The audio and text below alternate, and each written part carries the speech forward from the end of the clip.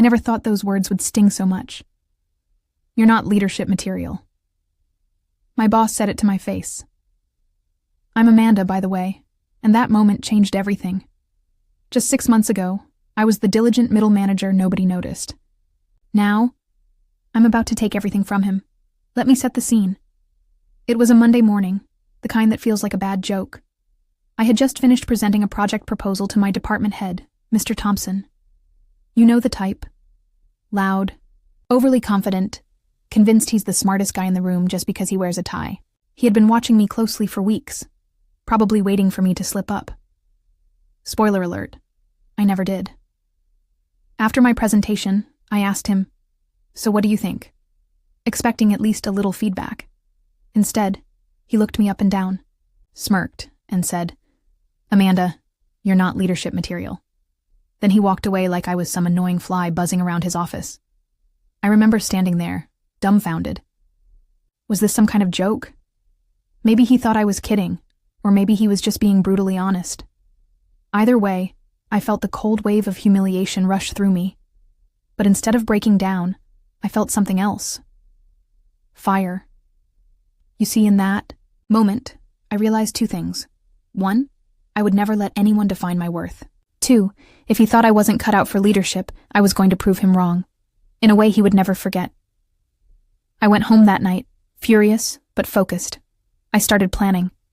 Not revenge, at least not at first. I wanted to get better. Smarter, faster. I dove into leadership books, online courses, and podcasts, anything that would give me an edge. I took notes like a scholar prepping for a final exam. I stayed late at work, volunteered for projects no one else wanted, and made it impossible to ignore me. Meanwhile, Mr. Thompson carried on as usual, probably laughing with his buddies about how Amanda was so eager but just didn't have what it took. Little did he know I was quietly building my arsenal. 6 months passed, and something strange started happening. People began to notice me, my ideas, my drive, my results. The projects I led were hitting targets and even exceeding expectations. The team started coming to me with questions and suggestions. It was like I was becoming the unofficial leader without even trying. But here's the twist. Leadership isn't about who shouts the loudest or who controls the biggest office. It's about influence, respect, and results. And in those 6 months, I quietly became the person everyone wanted to follow. Except Mr. Thompson, of course. That brings me to today. I'm sitting in the same office where he once dismissed me. But now it looks different. Because very soon, I'm going to have his title, his power, and the last laugh. The best part? He still thinks I'm just not leadership material. He couldn't be more wrong. So, 6 months had passed, and my little transformation wasn't exactly a secret anymore. The office buzz was shifting, but Mr. Thompson? He remained blissfully unaware, or maybe just arrogantly indifferent. You know that kind of person who's so sure of their throne that they don't even bother to watch who's circling the crown? Yeah, that was him. I kept playing the game smart. Instead of challenging him head-on, I worked under the radar. I volunteered to lead the new client project that everyone else was too scared to touch. It was a mess of missed deadlines and angry emails when I took it over. Perfect playground to prove my skills. From day 1, I made it clear I wasn't there to babysit problems but to solve them. I organized the chaos, streamlined communication, and motivated the team, even the ones who were ready to quit. Watching the project go from disaster to success was oddly satisfying. And the best part? Mr. Thompson had no clue I was the engine making the wheels turn. Word started spreading. People who used to ignore me started asking for advice. Even the big wigs upstairs started to take notice. Suddenly, I was the go-to person for crisis management. And me? I just smiled quietly and kept delivering results.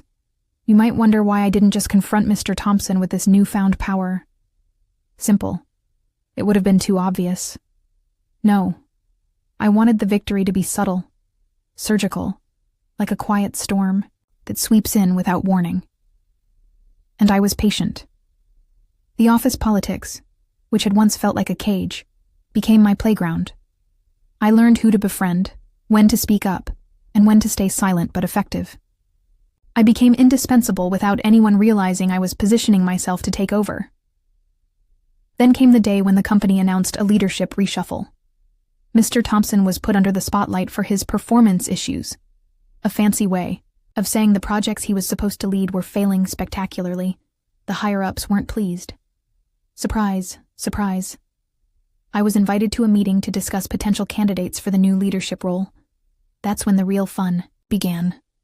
I walked in, calm and confident, armed with my track record and a plan.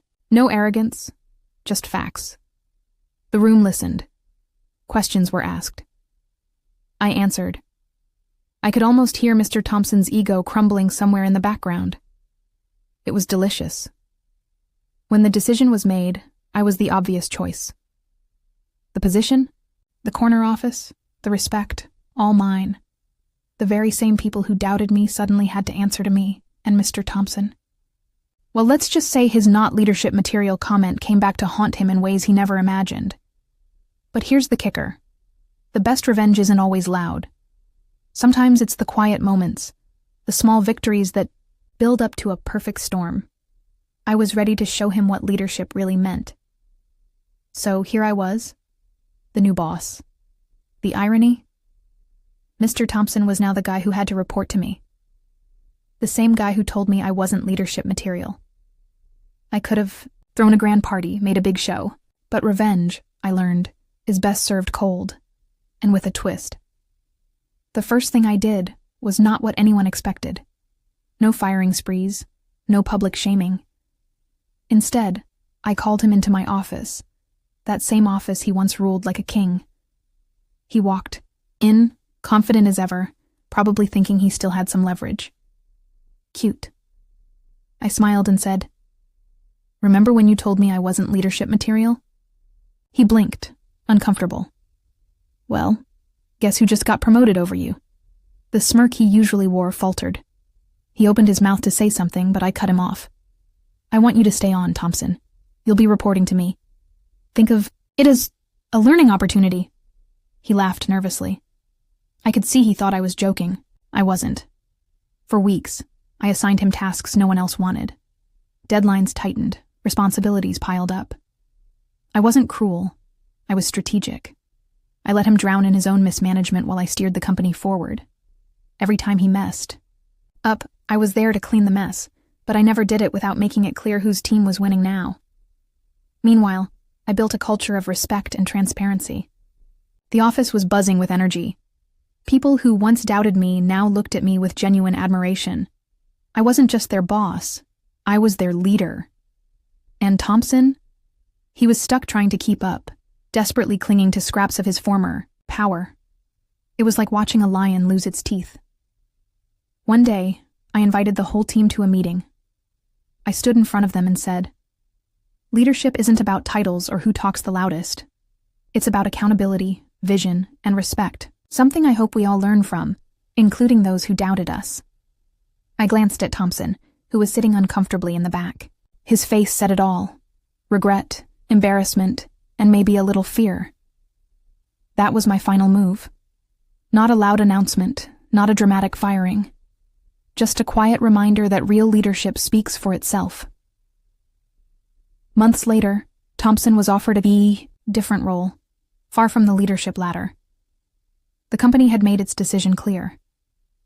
As for me, I'm not just the boss now. I'm the reason people believe they can rise above doubt and silence. And every time I pass his old office, I smile. Because the best revenge isn't getting his job. It's showing him that I never needed his approval in the first place.